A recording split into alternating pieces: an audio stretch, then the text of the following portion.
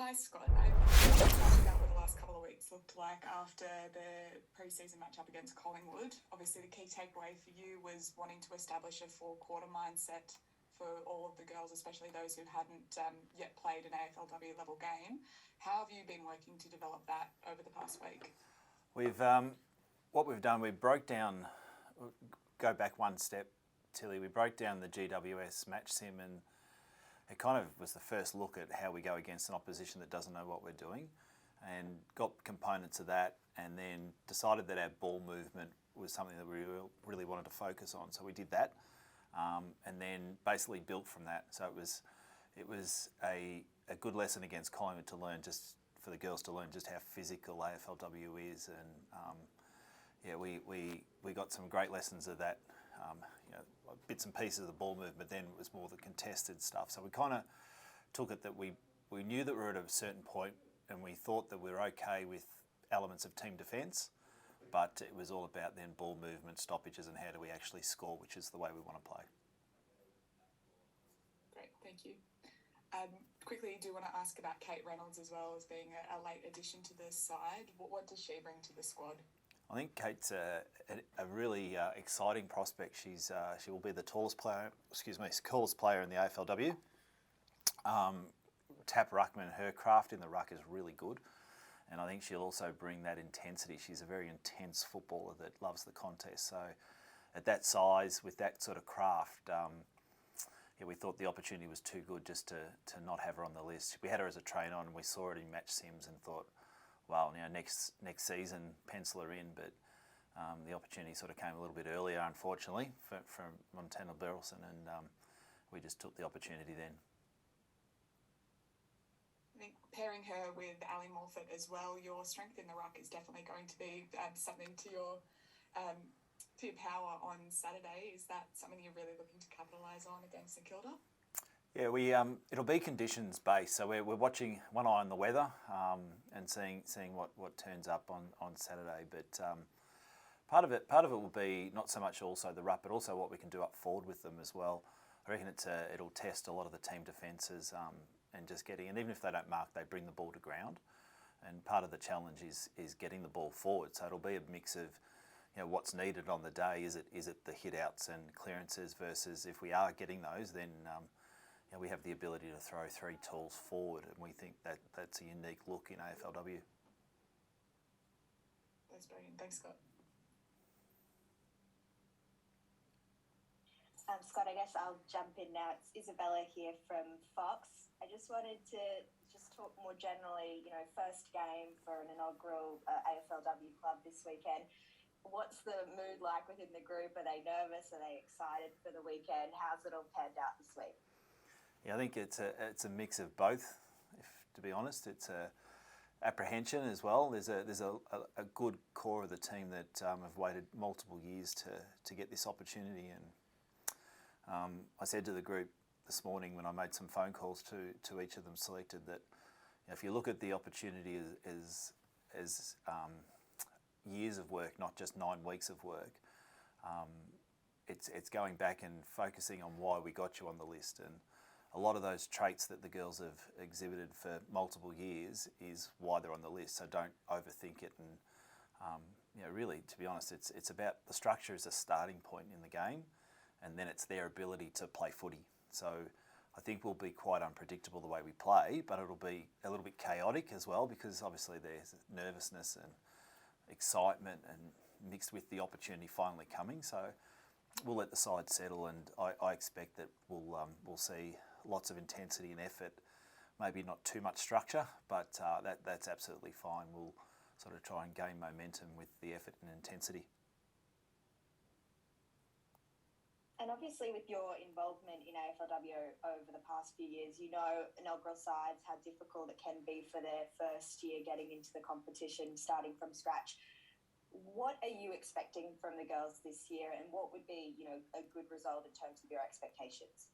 I reckon the expectation thing's an interesting conversation. I think if we want to build something great, then we have to start with that expectation of being great.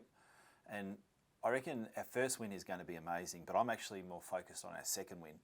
I think the gap between your first win and your second win, if that's only a week, then you know you're on the right road to success. So absolutely celebrate the first win, and if it happens to come this Saturday, great. But it's really, when do we win that second game? And I think that'll be the measure that I'll use internally anyway to measure where we're at. But everything we've done, so we haven't mucked around with, saying let's tiptoe into the competition, let's see how we go and then readjust the list. It's the expectation is we win, and that'll be the same each week. But yeah, a little benchmark from my perspective anyway is when that second win comes. Hello, Scott. Jack Snape here from ABC. Spoke a few months ago. It seems like a lifetime ago for you, I bet. Yeah. It's a really important moment for AFL in Sydney.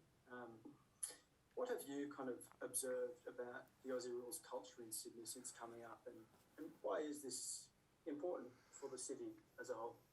Yeah, well, we're Sydney's newest team, which is super exciting, and just to be in the Australia's largest city and to be able to be involved in a sporting team, regardless of whether you're a coach or a trainer or whatever you're doing, it's just a great opportunity for everybody. And I think the part of it is too that there's always the conversation around women's sport and where it sits on the landscape and the battle for airtime and things like that as well. And I get a kick out of opening the paper yesterday and seeing the photo in the back page of the paper.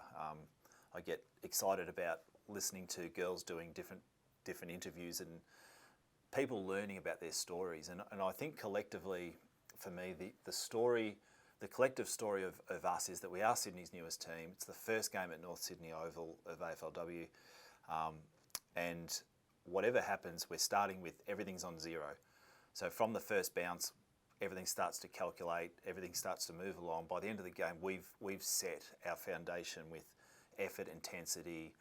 Are we a high disposal team? Are we uncontested, contested? All those things can be controlled by how we go on the weekend. So I think for people in Sydney, in the Sydney market, why not come down and have a look and get on the journey early, and then you just never know where it'll take us. It's an unusual situation, obviously. You're starting from zero, as you said, but the Swans have a very close affinity with the city.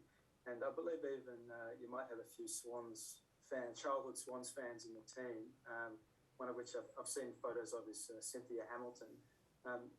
Talking about Cynthia, what kind of role do you think she'll play? And does she show any more passion than the other players, having this long time affiliation with the Swans? Yeah, I think anyone that wears a helmet like she wears, that's in Sydney colours, is pretty passionate.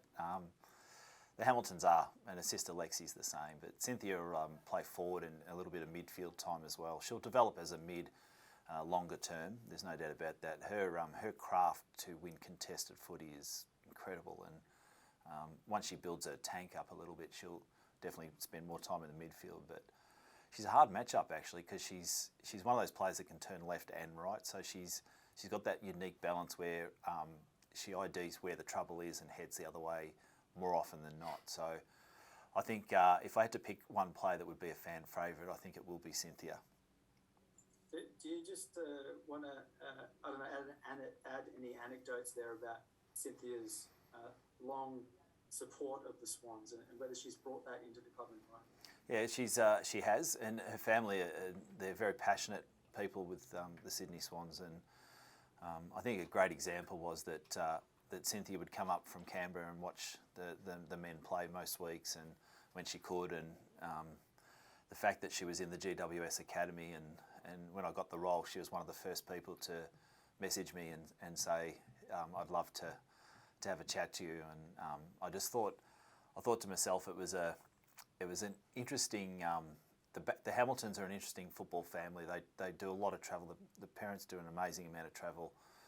In Lexi's case, her sister driving 6 hours to play footy at North Melbourne as well. So they're really passionate. But the drive for Cynthia was always to play for the Swans, and just to see her emotion when she finally found out she was going to be a Swan was something that I'll hold very dear for a long time. Thanks, Scott. Good luck on the weekend. Thanks, mate.